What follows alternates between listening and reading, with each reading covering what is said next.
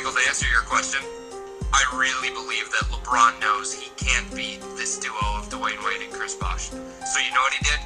He joined them. Sweet. That's how I feel. Sweet. The best player in the NBA, the so-called king, the so-called chosen one, cannot join another superstar by choice. And that's what LeBron James did tonight.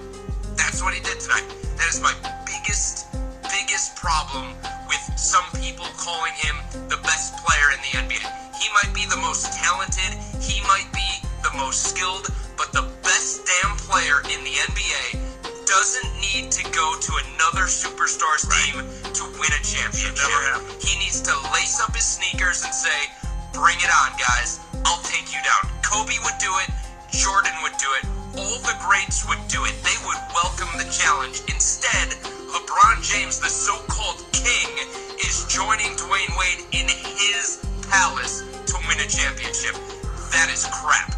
That is BS. You cannot be considered the best damn player in the NBA if you make that decision. He became the P word tonight, you know? He became, I never thought we'd ever see it happen, but he became the P word tonight. Amazing that the king would become the P. Tonight with Kobe Bryant, or with his teammate Dwayne Wade, or with Michael Jordan, or Larry Bird, or Magic Johnson, or any of those guys. You're 25 years old, in the prime of your career. You're supposedly the best player in the NBA, and you're latching on to another alpha dog. You don't do that. That's cowardly.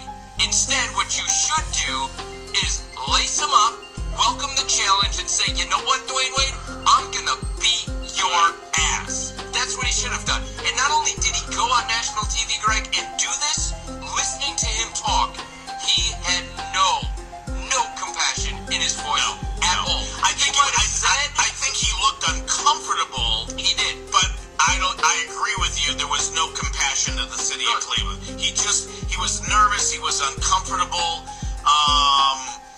But you're right. He should no tear for you people who worshipped and adored and bought all his junk and basically, did it in a classless way. And again, all right, here's the letter that Dan Gilbert wrote to the fans of the Cavaliers. Dear Cleveland, all of Northeast Ohio, and Cleveland Cavaliers supporters, wherever you may be tonight. As you know, our former hero, who grew up in the very region that he deserted this evening, is no longer a Cleveland Cavalier. This was announced with a several-day narcissistic, self-promotional build-up culminating with a national TV special of his decision, unlike anything ever witnessed in the history of sports and probably the history of entertainment. You might be right about that. Clearly, this is bitterly disappointing to all of us. The good news is that the ownership team and the rest of the hardworking, loyal, and driven staff over here at your hometown Cavaliers have not betrayed you nor ever will betray you.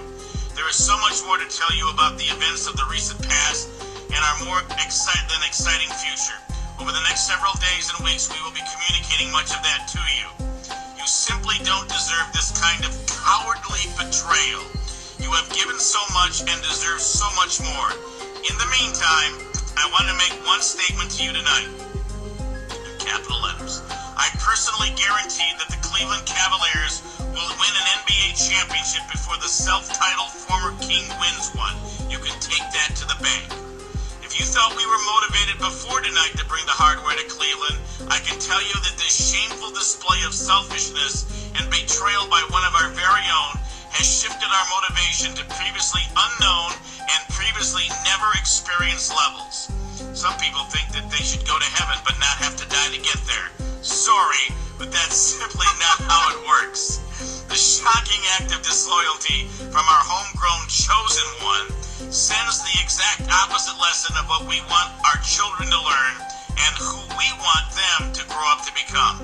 But the good news is that this heartless and callous action can only serve as the antidote to the so-called curse on Cleveland, Ohio. The self-declared former king will be taking the curse with him down south. And until he does right by Cleveland and Ohio, James and the town where he plays will unfortunately own this dreaded spell and bad karma. Just watch. Sleep well, Cleveland. Tomorrow is a new and much brighter day.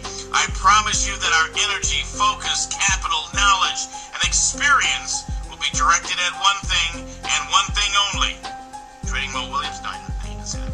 Delivering you the championship you have long deserved and is long overdue. Dan Gilbert, majority owner.